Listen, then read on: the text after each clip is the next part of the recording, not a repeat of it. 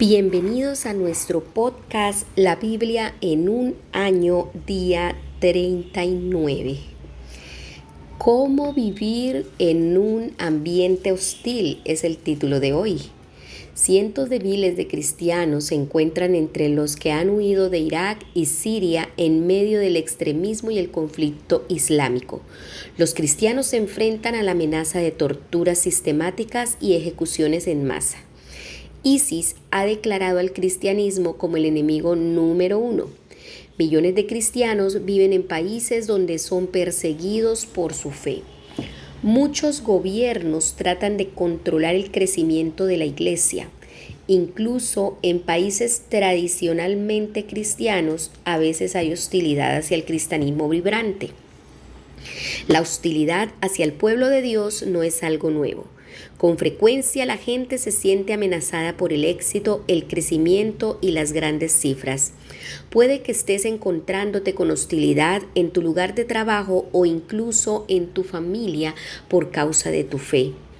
Los pasajes de hoy no solo resaltan la realidad de vivir en un ambiente hostil, sino que también apuntan a cómo sobrevivir y prosperar en medio de una oposición así. El primer texto que vamos a leer es Salmos capítulo 19, versículos del 1 al 6, en la Nueva Traducción Viviente. La gloria de Dios, los cielos proclaman y el firmamento despliega la destreza de sus manos. Día tras día no cesan de hablar, noche tras noche lo dan a conocer. Hablan sin sonidos ni palabras, su voz jamás se oye. Sin embargo, su mensaje se ha difundido por toda la tierra y sus palabras por todo el mundo. Dios preparó un hogar para el sol en los cielos, y éste interrumpe como un novio radiante luego de su boda. Se alegra como un gran atleta ansioso por correr la carrera. El sol sale de un extremo de los cielos y sigue su curso hasta llegar al otro extremo. Nada puede ocultarse de su calor. El primer título es Estudia la revelación de Dios. Dios se ha revelado al mundo entero por medio de la creación. David dice que hay miras al universo. Si lo miras, es obvio que hay un Dios. Los cielos cuentan la gloria de Dios, el firmamento proclama la obra de sus manos. Un día comparte al otro la noticia y una noche a la otra se la hace saber. Versículos 1 y 2 del texto que acabamos de leer. Francis Collins, director de los Institutos Nacionales de Salud de los Estados Unidos de América, líder en la respuesta científica a la COVID-19 y ganador del premio Templeton 2020, dirigió en su cargo anterior como director del proyecto Genoma Humano un equipo de más de 2.000 científicos que colaboraron para determinar las 3 millones de letras en el genoma humano, nuestro propio libro de instrucciones de ADN. Él dijo, no puedo ver cómo la naturaleza podría haberse creado a sí misma. Solo una fuerza sobrenatural que está fuera del espacio y el tiempo podría haber hecho eso. La revelación de Dios en la creación está disponible para todos. Nadie está excluido de ella. Sin palabras, sin lenguaje, sin una voz perceptible, por toda la tierra resuena su eco. Sus palabras llegan hasta los confines del mundo. Versículos 3 y 4. Cuando contemplamos el mundo, podemos ver la huella de Dios. Su eterno poder y su naturaleza divina se perciben claramente a través de lo que Él creó. Romanos 1:20. A pesar de que Dios se ha revelado a sí mismo al mundo entero, una gran parte del mundo sigue siendo hostil a Él. Tómate un tiempo para estudiar la creación de Dios y darle gracias por ser quien es, así como para disfrutar todas las cosas bellas que Dios ha hecho. Vamos a orar. Señor amado mío, gracias porque me hablas todos los días y todas las noches a través de la creación, y no hay discurso ni lenguaje donde tu voz no se oiga. Eres tan hermoso, eres tan maravilloso, y agradezco toda tu obra. En el nombre de Jesús. Amén. Vamos ahora a leer Mateo 26, versículos del 1 al 30. Conspiración para matar a Jesús. Cuando Jesús terminó de hablar todas estas cosas, dijo a sus discípulos: Como ya saben, la Pascua comienza en 2 días y el Hijo del Hombre será entregado para que lo crucifiquen. En ese mismo momento, los principales sacerdotes y los ancianos estaban reunidos en la residencia de Caifás, el sumo sacerdote, tramando cómo capturar a Jesús en secreto y matarlo. Pero no durante la celebración de la Pascua. Acordaron, no sea que la gente cause disturbios. Jesús es ungido en Betania. Mientras tanto, Jesús se encontraba en Betania, en la casa de Simón, un hombre que había tenido lepra. Mientras comía, entró una mujer con un hermoso frasco de alabastro que contenía un perfume costoso y lo derramó sobre la cabeza de Jesús. Los discípulos se indignaron al ver esto. ¡Qué desperdicio!, dijeron. Podría haberse vendido a un alto precio y el dinero dado a los pobres. Jesús, consciente de esto, les respondió: ¿Por qué critican a esta mujer por hacer algo tan bueno conmigo? Siempre habrá pobres entre ustedes, pero a mí no siempre me tendrán. Ella ha derramado este perfume sobre mí a fin de preparar mi cuerpo para el entierro. Les digo la verdad, en cualquier lugar del mundo donde se predique la buena noticia, se recordará y se hablará de lo que hizo esta mujer. Judas acuerda traicionar a Jesús. Entonces Judas Iscariote, uno de los 12 discípulos, fue a ver a los principales sacerdotes y preguntó: ¿Cuánto me pagarán por traicionar a Jesús? Y ellos le dieron 30 piezas de plata. A partir de ese momento, Judas comenzó a buscar una oportunidad para traicionar a Jesús. La última cena. El primer día del festival de los panes sin levadura, los discípulos se acercaron a Jesús y le preguntaron: ¿Dónde quieres que preparemos la cena de Pascua? Al entrar en la ciudad les dijo: Verán a cierto hombre, díganle: el maestro dice, mi tiempo ha llegado y comeré la cena de Pascua con mis discípulos en tu casa. Entonces los discípulos hicieron como Jesús les dijo y prepararon la cena de Pascua allí. Al anochecer, Jesús se sentó a la mesa con los 12. Mientras comían les dijo: Les digo la verdad, uno de ustedes me traicionará. Ellos, muy afligidos, le preguntaron uno por uno: ¿Seré yo, Señor? Jesús contestó: Uno de ustedes que acaba de comer de este plato conmigo me traicionará. Pues el Hijo del Hombre tiene que morir tal como lo declararon las Escrituras hace mucho tiempo. Pero qué terrible será para el que traiciona. Para ese hombre sería mucho mejor no haber nacido. Judas, el que lo iba a traicionar, también preguntó: ¿Seré yo, Rabí? Y Jesús le dijo: Tú lo has dicho. Mientras comían, Jesús tomó un poco de pan y lo bendijo. Luego lo partió en trozos, lo dio a sus discípulos y dijo: Tómenlo y cómanlo, porque esto es mi cuerpo. Y tomó en sus manos una copa de vino y dio gracias a Dios por ella, se la dio a ellos y dijo: Cada uno de ustedes beba la copa, porque esto es mi sangre, la cual confirma el pacto entre Dios y su pueblo. Es derramada como sacrificio para perdonar los pecados de muchos. Acuérdense de lo que les digo: no volveré a beber vino hasta el día en que lo beba de nuevo con ustedes en el reino de mi Padre. Luego cantaron un himno y salieron al monte de los olivos. Comprende la solución de Dios. ¿Alguna vez te has acusado falsamente o traicionado a un amigo? ¿Alguna vez se ha confabulado la gente contra ti? ¿Has experimentado alguna otra forma de hostilidad personal? Jesús experimentó todas estas cosas. Dios se ha revelado a sí mismo en la creación, pero su revelación suprema es en la persona de su Hijo Jesucristo. Dios mismo vino para ser parte de este mundo hostil, para hacer algo al respecto. En este pasaje vemos un destello de la solución de Dios, la cual fue realizada por Él a través de la venida de la persona de su Hijo Jesucristo y su muerte por nosotros. Aún así, el mundo fue hostil, incluso con Jesús. Primero, en confabulaciones. No debería sorprendernos la hostilidad del mundo de hoy hacia Jesús y los cristianos. Jesús sabía que sería entregado para que lo crucifiquen. Los sumos sacerdotes y los ancianos hicieron planes para arrestar a Jesús mediante el engaño y matarlo.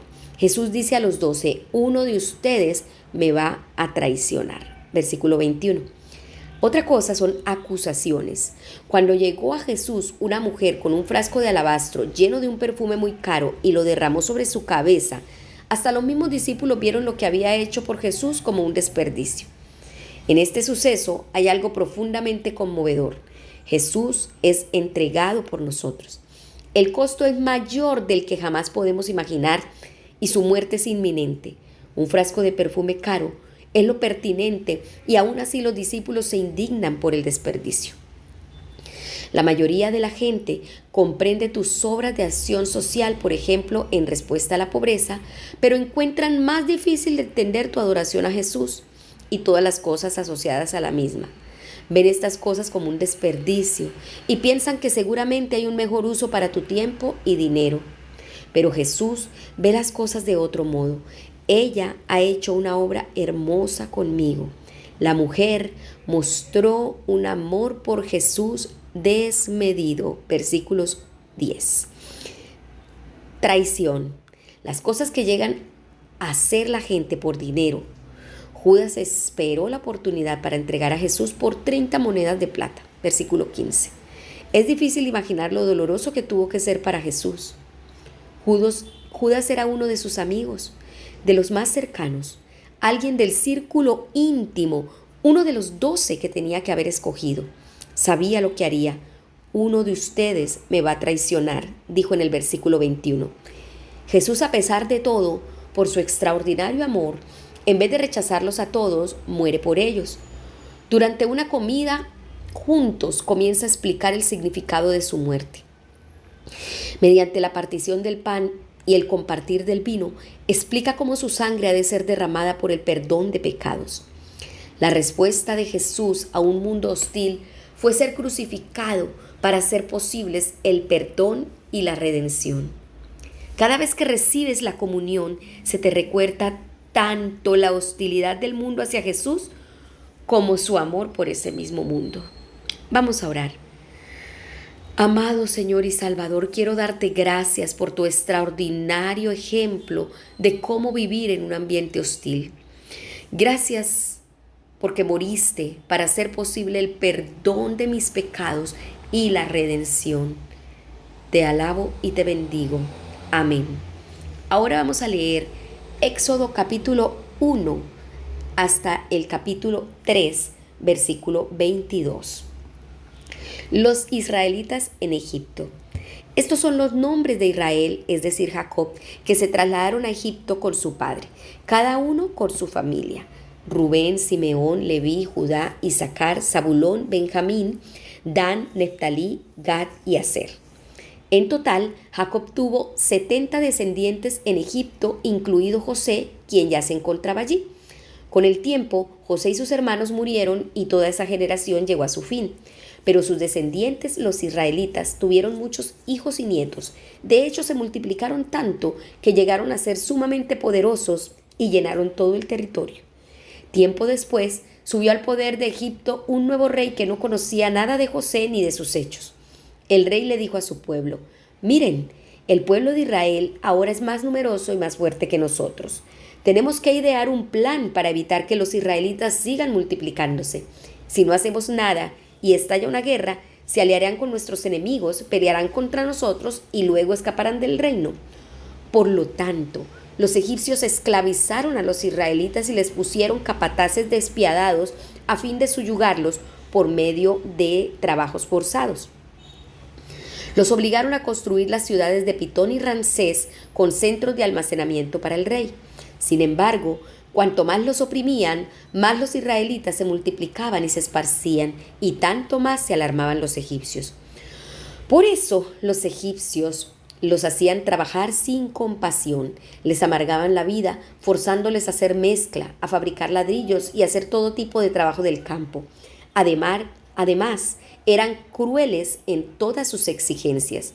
Después, el faraón rey de Egipto dio la siguiente orden a las parteras hebreas Cifra y Púa: cuando ayuden a las mujeres hebreas en el parto, presten mucha atención durante el alumbramiento.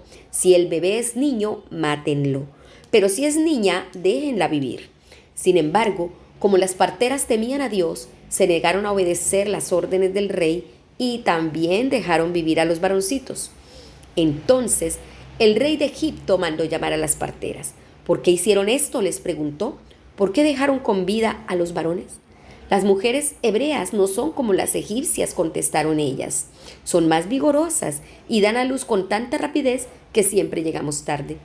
Por eso Dios fue bueno con las parteras y los israelitas siguieron multiplicándose y se hicieron cada vez más poderosos. Además, como las parteras temían a Dios, Él les concedió su propia familia. Entonces el faraón dio la siguiente orden a todo su pueblo: tiren al río Nilo a todo niño hebreo recién nacido, pero a las niñas pueden dejarlas con vida. Éxodo 2, nacimiento de Moisés. En esos días, un hombre y una mujer de la tribu de Leví se casaron. La mujer quedó embarazada y dio a luz a un hijo. Al ver que era un niño excepcional, lo escondió durante 3 meses. Cuando ya no pudo ocultarlo más, tomó una canasta de juncos de papiro y la recubrió con brea y resina para hacerla resistente al agua. Después puso al niño en la canasta y la acomodó entre los juncos a la orilla del río Nilo. La hermana del bebé se mantuvo a cierta distancia para ver qué le pasaría al niño. Al poco tiempo, la hija del faraón bajó a bañarse en el río y sus sirvientas se paseaban por la orilla. Cuando la princesa vio la canasta entre los juncos, mandó a su criada que se la trajera. Al abrir la canasta, la princesa vio al bebé. El niño lloraba y ella sintió lástima por él. Seguramente es un niño hebreo, dijo. Entonces la hermana del bebé se acercó a la princesa. ¿Quiere que vaya a buscar a una mujer hebrea para que le amamante al bebé?, le preguntó. Sí, consigue a una, contestó la princesa. Entonces la muchacha fue y llamó a la madre del bebé. Toma a este niño y dale pecho por mí, le dijo la princesa a la madre del niño. Te pagaré por tu ayuda. Así que la mujer se fue con el bebé a su casa y lo amamantó. Años más tarde, cuando el niño creció, ella se lo devolvió a la hija del faraón, quien lo adoptó como su propio hijo y lo llamó Moisés, pues explicó: lo saqué del agua. Moisés huye a Madián. Muchos años después, cuando ya era adulto, Moisés salió a visitar a los de su propio pueblo, a los hebreos, y vio con cuánta dureza los obligaban a trabajar. Durante su visita, vio que un egipcio golpeaba a uno de sus compatriotas hebreos. Entonces miró a todos lados para asegurarse de que nadie lo observaba y mató al egipcio y escondió el cuerpo en la arena. Al día siguiente, cuando Moisés salió de nuevo a visitar a los de su pueblo, vio a 2 hebreos peleando. ¿Por qué le pegas a tu amigo?, le preguntó Moisés al que empezaba la pelea. El hombre le contestó: ¿quién te nombró para ser nuestro príncipe y juez? ¿Vas a matarte como mataste ayer al egipcio? Entonces Moisés se asustó y pensó: todos saben lo que hice. Efectivamente, el faraón se enteró de lo que había ocurrido y trató de matar a Moisés, pero él huyó de Faraón y se fue a vivir a la tierra de Madián. Cuando Moisés llegó a Madián, se sentó junto a un pozo. El sacerdote de Madián tenía 7 hijas, quienes fueron al pozo como de costumbre para sacar agua y llenar los bebederos para los rebaños de su padre. Pero llegaron unos pastores y las echaron de allí. Entonces Moisés se levantó de un salto y la rescató de los pastores. Luego sacó agua para los rebaños de las muchachas. Cuando las jóvenes regresaron a la casa de Reuel, su padre, él les preguntó: ¿por qué hoy han regresado tan pronto? Un egipcio nos rescató de los pastores, contestaron ellas. Después nos sacó agua y dio de beber a nuestros rebaños. ¿Y dónde está ese hombre?, les preguntó el padre. ¿Por qué lo dejaron allí? Invítenlo a comer con nosotros. Moisés aceptó la invitación y se estableció allí con Reuel. Con el tiempo, Reuel le entregó a su hija Séfora por esposa. Más tarde, ella dio a luz un hijo y Moisés lo llamó Gersón, pues explicó: he sido un extranjero en tierra extraña. Con el paso de los años, el rey de Egipto murió, pero los israelitas seguían gimiendo bajo el peso de la esclavitud. Clamaron por ayuda y su clamor subió hasta Dios, quien oyó sus gemidos y se acordó del pacto que había hecho con Abraham, Isaac y Jacob. Miró desde lo alto a los hijos de Israel y supo que ya había llegado el momento de actuar. Moisés y la zarza ardiente. Éxodo 3. Cierto día Moisés se encontraba apacentando el rebaño de su suegro Yetro, quien era sacerdote de Madián. Llevó el rebaño al corazón del desierto y llegó al Sinaí, el monte de Dios. Allí el ángel del Señor se le apareció en un fuego ardiente en medio de una zarza. Moisés se quedó mirando lleno de asombro, porque aunque la zarza estaba envuelta en llamas, no se consumía. «Esto es increíble», se dijo a sí mismo. «¿Por qué esa zarza no se consume? Tengo que ir a verla». Cuando el Señor vio que Moisés se acercaba para observar mejor, Dios lo llamó desde el medio de la zarza. «Moisés, Moisés». «Aquí estoy», respondió él. «No te acerques más», le advirtió el Señor. «Quítate las sandalias porque estás pisando tierra santa. Yo soy el Dios de tu padre, el Dios de Abraham, el Dios de Isaac y el Dios de Jacob». Cuando Moisés oyó esto, se cubrió el rostro porque tenía miedo de mirar a Dios. Luego el Señor le dijo: «Ciertamente he visto la opresión que sufre mi pueblo en Egipto. He oído sus gritos de angustia a causa de la crueldad de sus capataces. Estoy al tanto de sus sufrimientos. Por eso he descendido para rescatarlos del poder de los egipcios, sacarlos de Egipto y llevarlos a una tierra fértil y espaciosa. Es una tierra donde fluyen la leche y la miel, la tierra donde actualmente habitan los cananeos, los hititas, los amorreos, los fereceos, los heveos y los jebuseos. Mira, el clamor de los israelitas me ha llegado y he visto con cuánta crueldad abusan de ello los egipcios. Ahora ve, porque te envío al faraón. Tú vas a sacar de Egipto a mi pueblo Israel». Pero Moisés protestó: «¿Quién soy yo para presentarme ante el faraón? ¿Quién soy yo para sacar de Egipto al pueblo de Israel?». Dios contestó: «Yo estaré contigo. Y esta es la señal para ti de que soy quien te envía. Cuando hayas sacado de Egipto al pueblo, adorarán a Dios en este mismo monte». Pero Moisés volvió a protestar: «Si voy a los israelitas, ¿qué les digo? El Dios de sus antepasados me ha enviado a ustedes y ellos me preguntarán: ¿y cuál es el nombre de ese Dios? Entonces, ¿qué les responderé?». Dios le contestó a Moisés: «Yo soy el que soy. Dile esto al pueblo de Israel: yo soy, me ha enviado a ustedes». Dios también le dijo a Moisés: «Así dirás al pueblo de Israel: Yahweh, el Dios de tus antepasados, el Dios de Abraham, el Dios de Isaac y el Dios de Jacob, me ha enviado a ustedes. Este es mi nombre eterno, el nombre que deben recordar por todas las generaciones. Ahora ve y reúne a los ancianos de Israel y diles: Yahweh, el Dios de sus antepasados, el Dios de Abraham, de Isaac y de Jacob, se me apareció y me dijo: he estado observando de cerca y veo el trato que reciben de los egipcios. Prometí rescatarlos de la opresión que sufren en Egipto. Los llevaré a una tierra donde fluyen la leche y la miel, la tierra donde actualmente habitan los cananeos, los hititas, los amorreos, los fereceos, los heveos y los jebuseos. Los ancianos de Israel aceptarán tu mensaje. Entonces tú y los ancianos se presentarán ante el rey de Egipto y le dirán: el Señor, Dios de los hebreos, vino a nuestro encuentro. Así que permítenos, por favor, hacer un viaje de 3 días al desierto para ofrecer sacrificios al Señor nuestro Dios. Pero yo sé que el rey de Egipto no los dejará ir a menos que sea forzado por una mano poderosa. Así que levantaré mi mano y heriré a los egipcios con todo tipo de milagros que realizaré entre ellos. Entonces, al fin, el faraón los dejará ir. Además, haré que los egipcios los miren con agrado. Les darán obsequios cuando salgan, de modo que no se irán con las manos vacías. Toda mujer israelita pedirá sus vecinas egipcias y a las mujeres extranjeras que vivan con ellas toda clase de objetos de plata y de oro y prendas costosas. Con estos vestirán a sus hijos e hijas, así despojarán a los egipcios de sus riquezas. ¿Conoce quién es Dios? Moisés preguntó a Dios: ¿y quién soy yo para presentarme ante? Dios le respondió diciéndole: ¿quién es Él? Al final, la respuesta a nuestras preguntas y problemas no está en quiénes somos, sino en quién es Dios. Si preguntaras a un judío del siglo I quién fue la primera persona más grande que jamás vivió, habría respondido que sin lugar a dudas fue Moisés. Era la figura suprema de su historia. Les rescató de la esclavitud para vivir en libertad. les dio la ley. El libro del Éxodo nos presenta la constitución de una nueva nación y nos presenta el hombre responsable de la misma.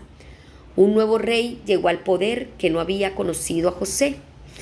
El nuevo rey ignoraba el hecho de que José había salvado a Egipto. La gente se olvidó rápidamente del bien que el pueblo de Dios había hecho en el pasado. El gobierno comenzó a oprimirles despiadadamente mediante el trabajo forzoso, versículos 11 y 14 del capítulo 1 que acabamos de leer. Clamaron pidiendo auxilio y sus gritos desesperados llegaron a oídos de Dios. Capítulo 2 en el verso 24. A lo largo de la historia, la gente ha intentado librarse del pueblo de Dios, pero nunca lo ha conseguido. Cuanto más los oprimían, más se multiplicaban y se extendían. Incluso hoy en día, la iglesia suele multiplicarse y propagarse cuando es perseguida y oprimida. Moisés era el nieto adoptivo del faraón, un príncipe poderoso. Una abundancia de dinero, sexo y poder tuvieron que estar a disposición de Moisés. Pero en vez de eso, eligió resistir a la hostilidad, obedeció al llamado de Dios y eligió identificarse con el pueblo de Dios, el cual era un grupo de gente a la que aquellos de la alta alcurnia como Moisés miraban con desprecio, una nación esclava. Con los lentes del Nuevo Testamento, vemos cómo Moisés prefirió ser maltratado con el pueblo de Dios a disfrutar de los efímeros placeres del pecado. Consideró que lo oprobio por causa del Mesías era una mayor riqueza que los tesoros de Egipto, porque tenía la mirada puesta en la recompensa. Esto lo vemos bien explícito en Hebreos capítulo 11, versículos 25 y 26.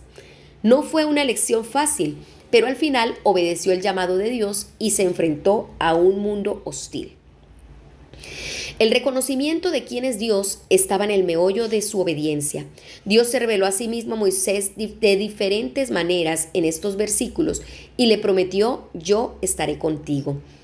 Capítulo 3, verso 12 de Éxodo. La revelación de su nombre fue particularmente significativa, pues el nombre de una persona se entendía como una declaración del carácter o naturaleza de esa persona. Dios se revela a sí mismo como yo soy el que soy, verso 14. La única manera en la que Dios puede ser descrito al completo es en referencia a sí mismo. Este nombre declara la grandeza única y la naturaleza eterna de nuestro Dios. Este nombre, en su forma contraída, se convierte en el nombre por el que Dios es conocido a lo largo del resto del Antiguo Testamento. En hebreo es Yahweh, normalmente traducido al español como el Señor. La consecuente obediencia de Moisés a Dios estaba enraizada en su comprensión acerca de quién es Dios. En efecto, Dios le dice a Moisés que no se preocupe de la hostilidad con la que tendrá que enfrentarse. Todo lo que importa es que yo soy el que soy, está con él. Él es suficiente ante todos tus miedos, ansiedades y desafíos. Cuando sabes que yo soy el que soy está contigo, puedes relajarte y estar en paz. Jesús dijo: antes de que Abraham naciera, yo soy. Juan 8:52. El grande, eterno y suficiente yo soy se ha acercado a nosotros en Jesús y ha prometido estar con nosotros. Mateo 28:20. Cuando sabes que yo soy el que soy está contigo, puedes relajarte y estar en paz. Vamos a orar. Amado Señor, enséñame a seguir el ejemplo de Moisés y preferir ser maltratado con el pueblo de Dios a disfrutar de los efímeros placeres del pecado. Por un rato, ayúdame a ver el oprobio por causa de Jesús como la mayor riqueza que nada de lo que el mundo pueda ofrecer. Hoy te elijo a ti una vez más. En Cristo Jesús. Amén. La pastora Pipa añade: Moisés debió su vida, entre otras personas, a 5 mujeres valientes. Cifra y Fúa desafiaron a Faraón y salvaron la vida de cientos de bebés varones. La hermana de Moisés, Miriam, actuó inteligentemente al buscar a la propia madre de Moisés para que lo cuidara cuando la hija del faraón lo descubrió entre los juncos.